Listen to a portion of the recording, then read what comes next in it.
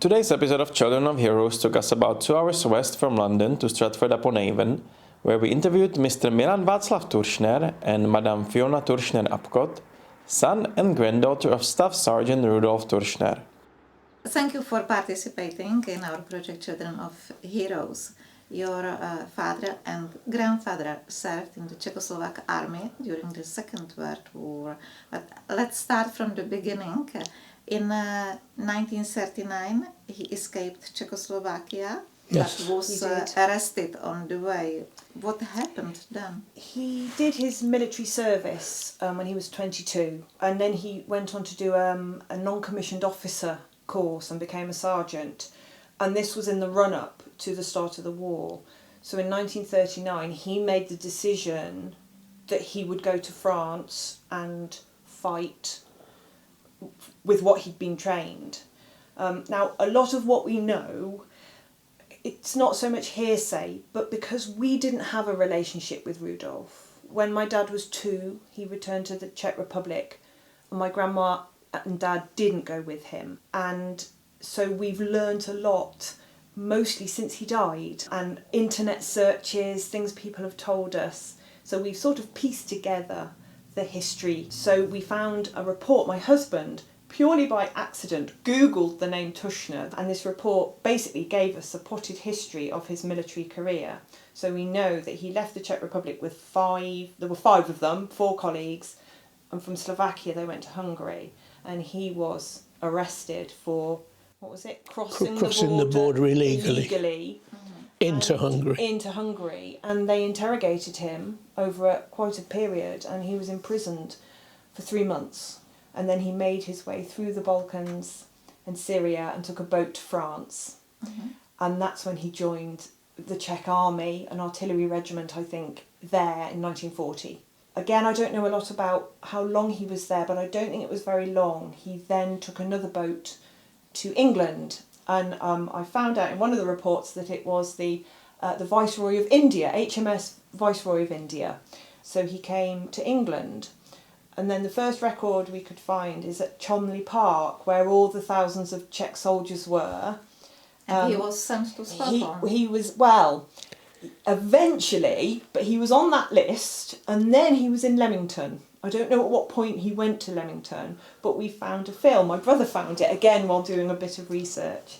And it's an old British Pathé film from the 1940s of the Czech Premier presenting, who was based in England, presenting the colours to the army. And my grandfather is on that film, you can see it online, of him marching along with them. It was during that time that he was sent to Scotland. It was special training centre, I think, and it was to train to be a para. And that's where it said it was training 26, and I googled that, and that seemed to be where the Norwegians were all trained. Again, I'm not sure. And that's his parachute. That's in the basket is his parachute that we brought back from the Czech Republic. And he was also an instructor, I think, and then he was sent back to the area, I think, and it must have been during that time that he met Beryl, my grandma. They were based in a village called Morton Morrell. Oh. That was the centre of the, that's where the Free Czech Army were gathered. That's how they met. And then in 1942, they were given permission to marry. And then in 1943, Dad was born. And he was based in London, wasn't he? For some time. For some time. Grandma used to go down to visit him in London. And then it was in 1944 that it began to get very interesting. He was seconded to the Special Operations Executive. Iron. And the he was iron. assigned to an operation. Yes, iron was his Iron, mission. yeah. So he was sent back to Scotland. And this time, we know a little bit more. He was sent to Arisaig, which I think was 21, base 21. And that was where hundreds of soldiers, paras, were sent to do their special mission training.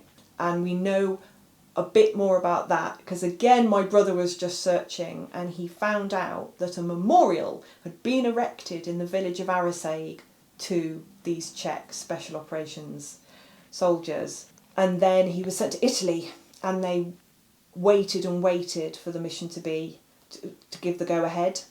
And they were there for 3 months, and after 3 months it was cancelled. After the end of the war, he returned to Czechoslovakia. He went back to Czechoslovakia and he stayed in the army, at least to start with. But according to this record, he was involved in a training accident, suspect to do with parachuting. His injuries were so severe that 66% of the bones in his body were broken and he had a ruptured spleen. And that wiped out his military career because he then retired, literally. He was a broken man physically. And so he returned to Kunov, the village of Kunov, and he returned to the farming of hops. And that was what he was doing at the point he did his military service. And that is what he returned to. And in 1957, a local cooperative was set up for the farming of hops, and he joined that. And in 1959, he was unanimously voted their chairman. And he must have had quite a reputation, and he was a very respected member of that hop-grown community. And one of the things Mum found by accident online was a report or an article that was written for the Czech Hop Journal in 2016. And they wrote an article about him, and it was called Traces of Hops, Rudolf Turšner, 1913 to 89, the story of a man who fought for his homeland or for Czech troops. It's a rather romanticised version of my grandma's role in proceedings. It talks about her always intending to go over. Grandma never intended to go to the Czech Republic. She was very young. She was only 18 when she married Rudolf. He was 29. And she was very much a home girl, wasn't she? But there's no doubt he wanted them to go. He wanted them to go. He managed to visit you and your mother in the 1970s. Well, 68. We found out. I got the date wrong. It was 68. He was sent to London to get involved in the Hop Growers Conference. And when he visited the embassy, he asked them how they could, or how he should set about trying to trace my mother and me. And they volunteered to ring Stratford District Council on his behalf, where my mother was telephonist, so he answered the phone. They said, we have a Czech national with us who's trying to trace his ex-wife and only son. And my mother said, yes, you've probably got Rudolf Turšner with you, and I'm the woman he's looking for. So out of 52 million people, one phone call straight to who he wanted to meet. He came to Stratford the very next day. He shouldn't have been doing. He left his conference and spent the rest of the day with us. And he went back home on the Friday because his conference had finished, and the Russians marched in on the following Tuesday. So it's right in the middle of the Prague Spring, yeah. And that's why he was sent in. And then it was over, but they were going to send him to America, weren't they? Well, they did send him to America, and he spent 2 months there touring America on hop growing business. And we've got the badge he had to wear while he was over there. He wrote and told us he'd be coming back through Heathrow on the 30th of September. And my mother and I and my grandmother went down to Heathrow to hopefully talk to him while his aircraft was being refuelled. But because there was a strong easterly wind blowing, the aircraft was late getting to Heathrow.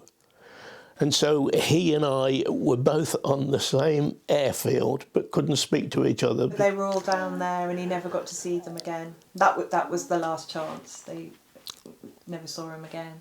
And he died in 1989. Yes, months before the Berlin Wall fell. So we don't know how he'd have felt about it or anything, yeah. Mm. But we didn't find out immediately, did we? And it was only when, was it late 89 or early 1990, and a letter arrived at my grandma's house, which is just up the road, in Czech.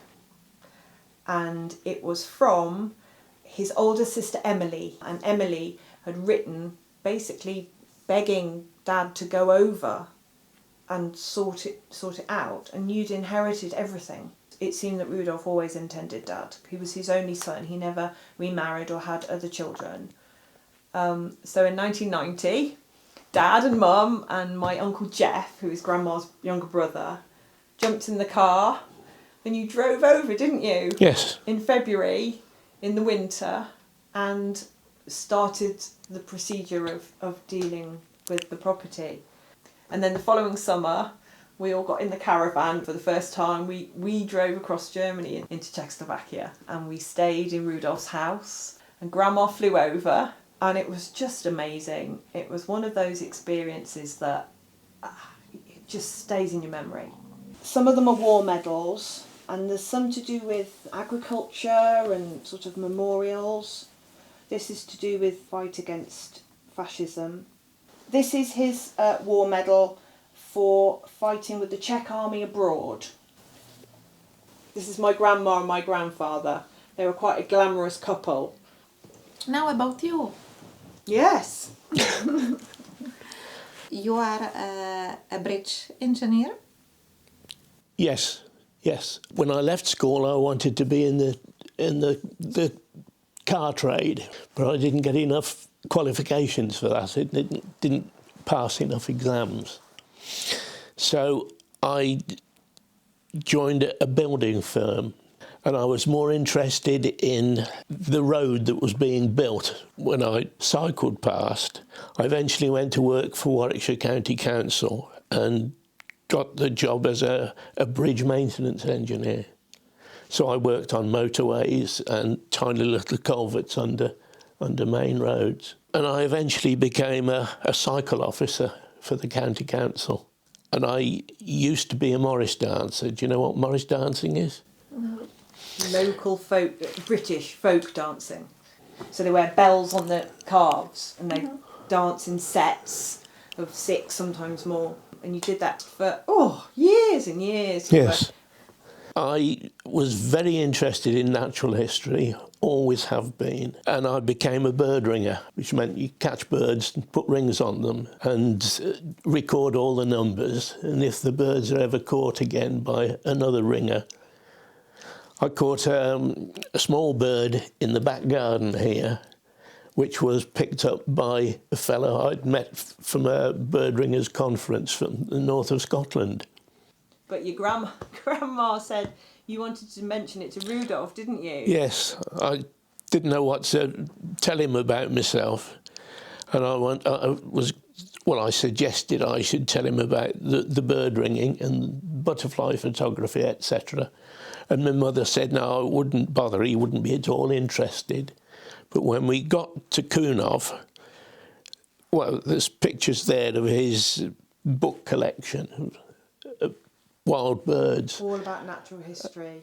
And he used to shoot the birds and get them stuffed, but he was obviously interested in natural history. In fact, the horns were on the wall, but they were all over the wall, weren't they? And there were chests full of birds he's had stuffed. He was fascinated by it. So, and it's such a shame because they'd have had this thing in common, but no, Grandma thought not.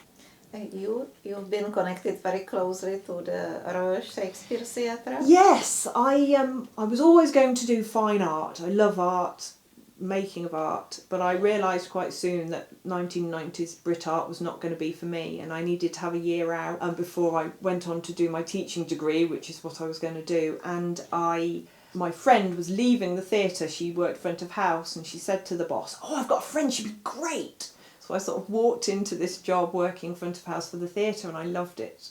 And I worked there for a year, and then I left to go and do my degree, and came back every summer as a student, because they needed the students in the summer so the staff could have their summer holidays. And when I finished my degree, I realised I was not going to follow that career. Teaching is all-encompassing, and I'd had enough. So the boss let me back, and that was in 2000, and I never left. So I've worked front of house at the RSC for about 27 years now. But I love it. I love it. I get to work with people. I do love Shakespeare. And I met my husband there. My husband was the fire officer. In fact, he's taken the name Turšner on. So he's now, we've both got Turšner. I wasn't going to give up the name Turšner. It's been such a big part of my life. So he's a Turšner too. You are a big fan of Scotland? Yes, we go. There Absolutely. everywhere to see the monument. Yeah, and absolutely. We used to go to the East Coast, and we went to the Isle of Skye, and we loved the Isle of Skye, my husband and I, and we drove up there every year.